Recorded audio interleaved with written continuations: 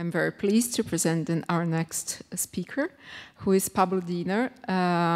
He has a PhD in art history from the University of Zurich and is currently a professor in the history department at the Universidade Federal do Mato Grosso in Brazil.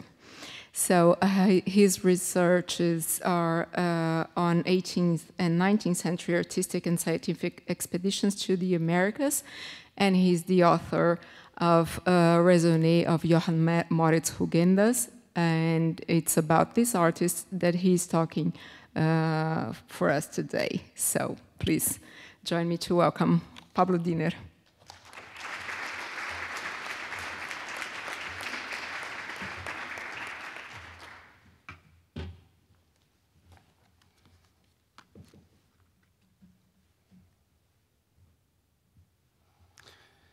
I thank you for being here. I thank as well the Crystal Bridges Museum for the fantastic organization of this symposium, where really everything works like a Swiss watch, isn't it? And last but not least, I thank Valeria, Georgiana, and PJ for giving me the opportunity of sharing ideas in the context of this project. It has been really a challenge to think again some aspects of my research in the broader context of the exhibition Picturing the Americas.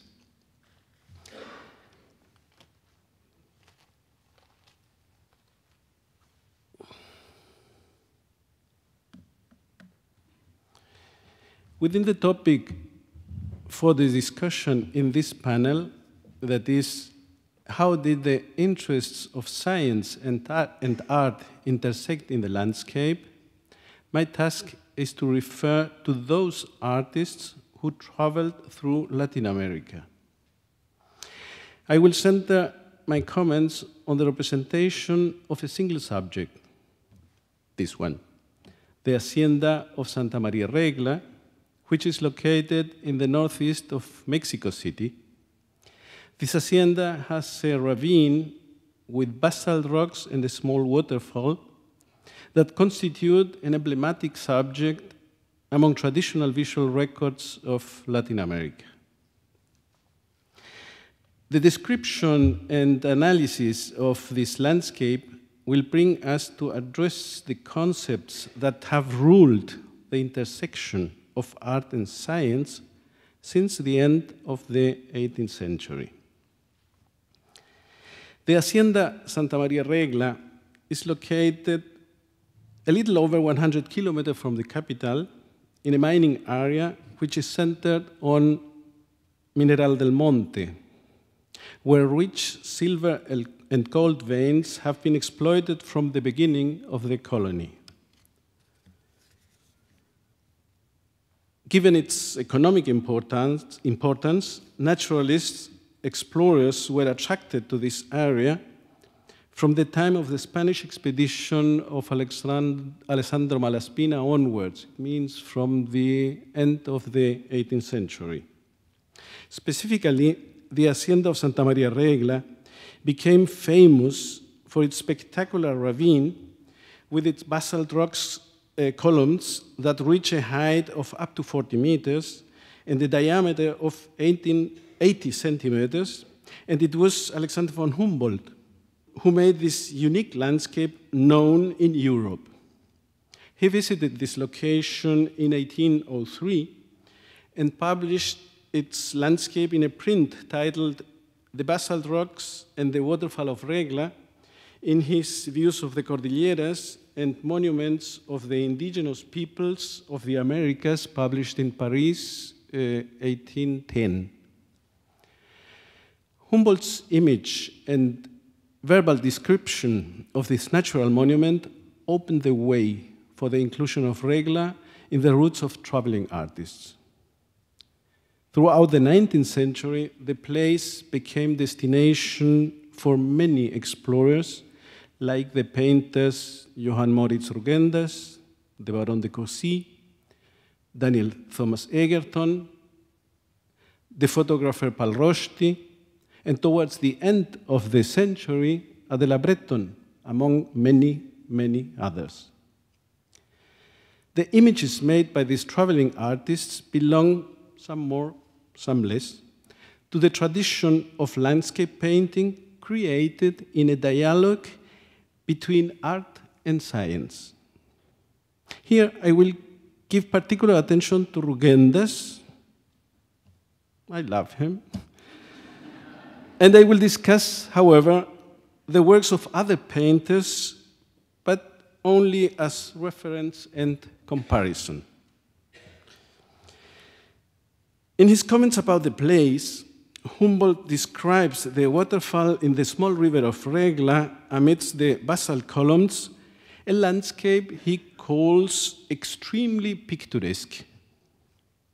And as often happens in his descriptions, Humboldt interprets and complements what he sees with what he knows. In the case of Regla, the scientist states that the basalt prisms are located on a layer of clay, and that the whole lies on a porphyry base. Though there is no porphyry visible in the ravine itself, it is widely present in the whole region of Real del Monte. Basalt and porphyry are volcanic rocks. Visually, basalt has tones that range from gray to ochre. On the other hand, porphyry often has a red-purple color, and this makes it a stone which has been highly sought after for the construction of noble monuments from the ancient times onwards. As Rugendas was intellectually the most accurate disciple of the school of traveling artists in the tradition of Humboldt, his contribution was decisive for the inclusion of Regla in the picturesque route of travelers in Mexico. The visual records this artist made of the area in general terms, and of Regla in particular, is paradigmatic of what painting linked to science intended to be. To illustrate the waterfall at Regla, Rugendas chose a point of view that was more or less coincidental with the one Humboldt had chose at the beginning of the century. There is a drawing, this one, dated August 24th in 1832, that carefully captures the place, and the notes he has written on the drawing, I mean, this doesn't work, yeah, here, here, partially here, gives some indications of the colors. He points out that the predominant hue is ochre, tinged with black in the shadow and lighter, close to golden, in the sunlight. In the drawing, we can see that the image by Rugendas isn't merely a portrait of the place. The wall of basalt rocks and, in general, the small pool that forms where the water falls have been cleared of a good part of the vegetation that would otherwise obstruct a clear view of the whole. The artist does include some yuccas, there and here and there, in the upper part of the ravine, which in his text Humboldt mentions are characteristic of the place. But the rest of the scarce vegetation he includes is shown without much definition.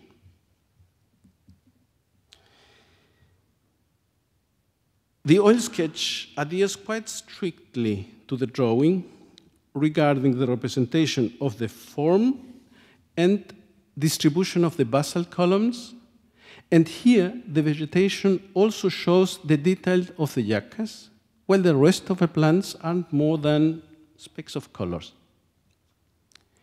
In the painting, Rugendas strongly highlights the contrast of the sides of light and shadow by the different tones of ochre indicated in the drawing notes, but the different tones of ochre indicated in the drawing notes become closer to red with purple tones.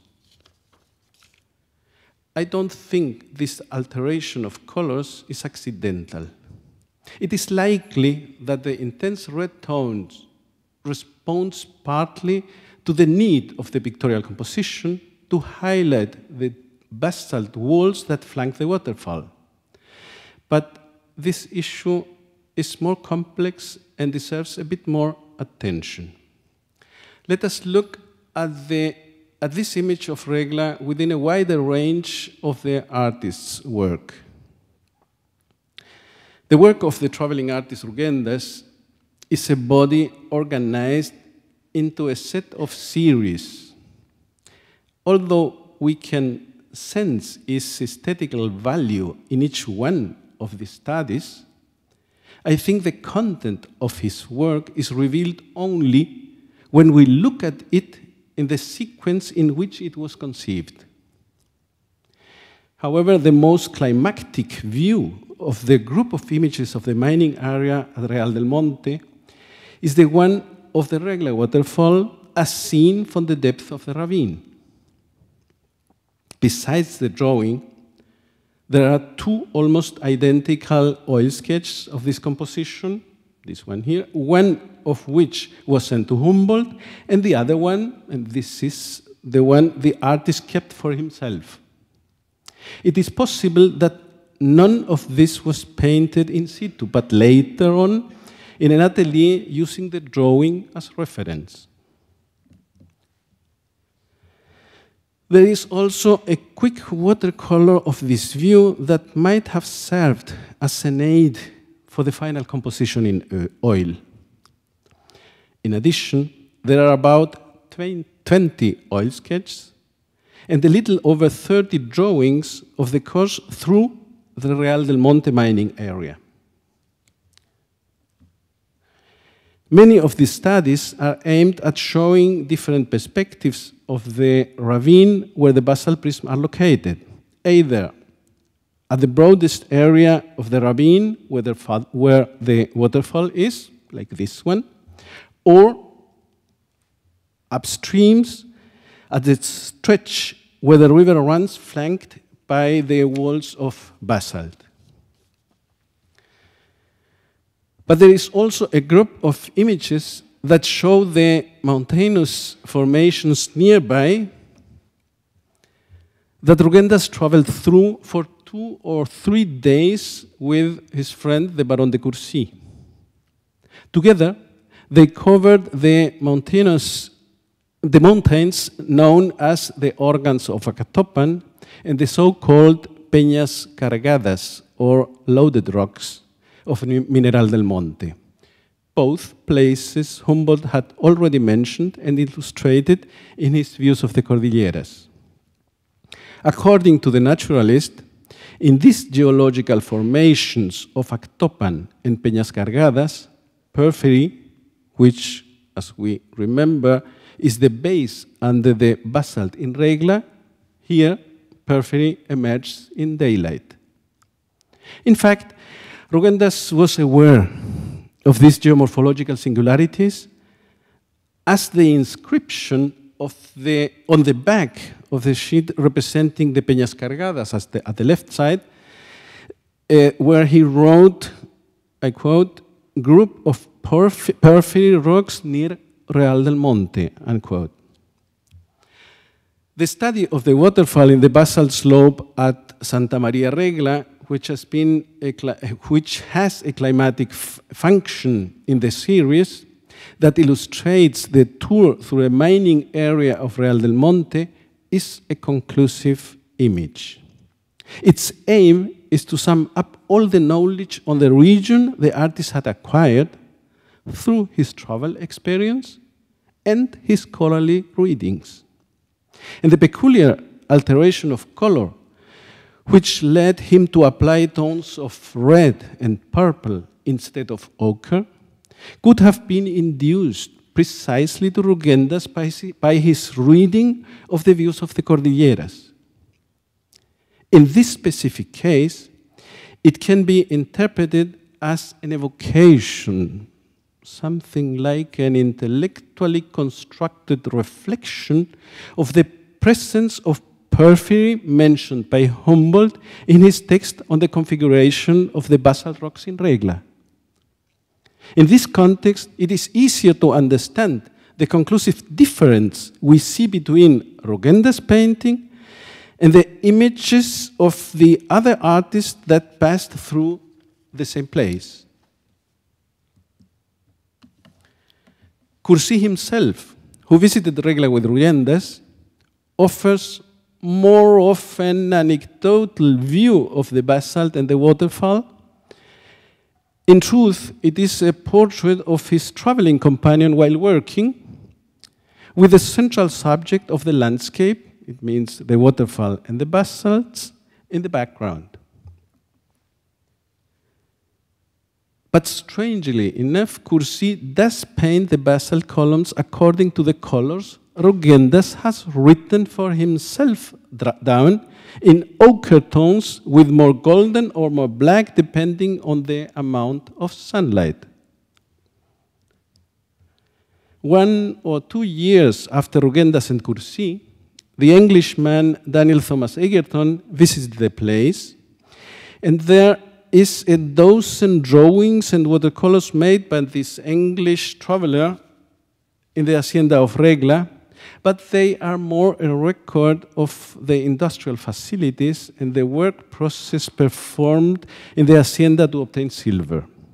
However, the two views he painted of the waterfall are quite accurate. In particular, the view from the more distant point towards the waterfall, here at the right side, shows that the place is partially overtaken by the vegetation, which obstructs the view of the basalt columns as a whole, especially on the right. And Egerton also offers a naturalist record through the tones he applies to the rock, which vary from ochre to brown and gray. A little over 20 years later, the Hungarian photographer Pál Rosty visited Regla, and his picture gives an overall view of the place. The photograph was taken from the outer limits of the hacienda buildings used for mining. And the waterfall appears in the background, in the center of the composition. To the left and right, abundant vegetation is suggested, and in the highest area, the profiles of the basalt columns are visible. But the presence of the basalt is all the more overwhelming thanks to the evocation at the front, where rock fragments scattered on the ground help the observer to acknowledge the peculiarity of the geomorphic configuration of the whole.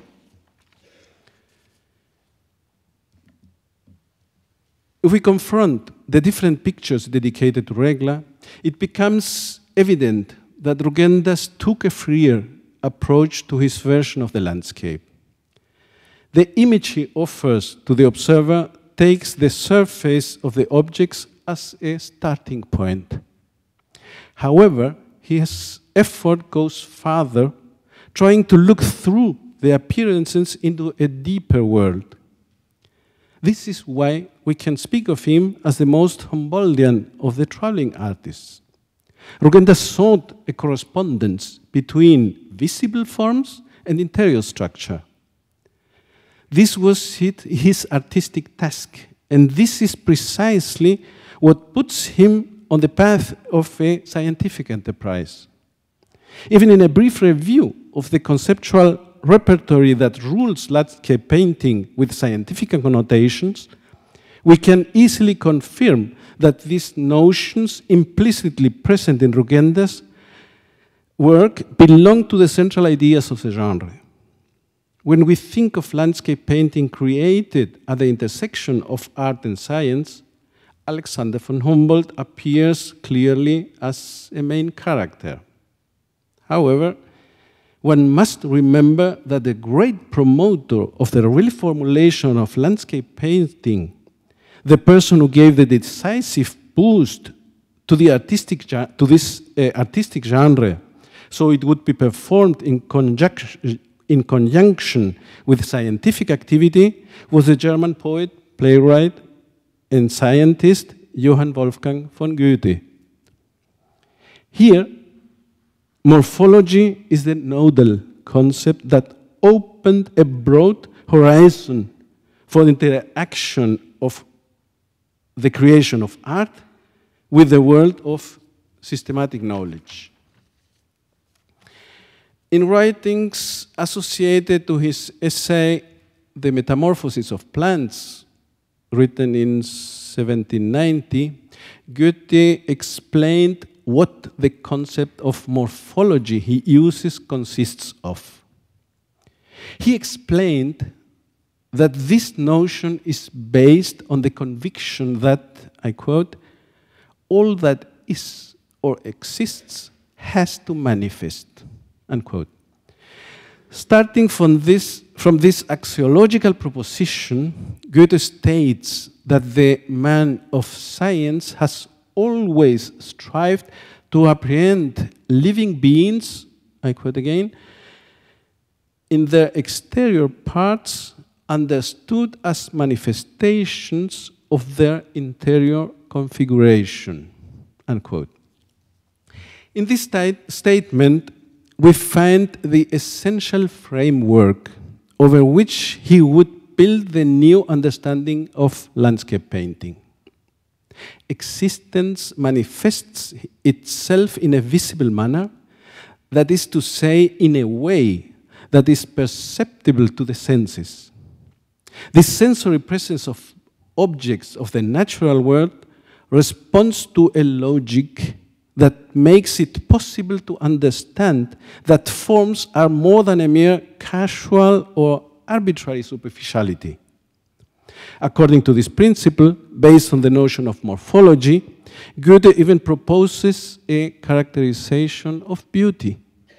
He stated that beauty is an expression of the utmost articulation between the external appearance of a body and its internal structure and dynamics. From the beginning of the 19th century, we can see that this main idea of Goethe's gained ground and was developed in several fields. The Prussian naturalist traveler Alexander von Humboldt guided the intellectual current that opened up the sphere of action that applied Goethe's ideas and led it to a reformulation of landscape painting, specifically of tropical American landscape. Humboldt proclaimed that the representation of a natural phenomenon should thoroughly reveal its internal dynamics. He included this principle in his instructions to traveling artists. He drew their attention to the fact that they had to compose their records of the landscape based on observation of nature, and that they had to include the profound knowledge of the physical, chemical, geological, and atmospheric aspects that converge in this configuration. Good landscape painting had to construct a landscape so as to highlight its internal configuration and show how it could manifest in optimum conditions according to the local conditions. This is what Humboldt would call a physiognomic representation of a place. Rugendas is meeting these premises when he composes his study of the Regla ravine. He constructed the landscape of this place, eliminating all vegetation that obstructs the view of the rocks from the basalt walls, and altering the colors of the rock to complement the painting with scholarly information. The traveling artist modifies the external appearance of natural phenomenon so as to cram additional information to it that reveal complex aspects of this landscape of the Regla ravine, and to visually insinuate how it integrates with the geomorphological phenomena of the region. In this process, Rugendas relies on Goethe and includes his ideas through Humboldt. And so he acts indeed as a loyal disciple of the tradition of landscape painting where art and science intersect. Thank you.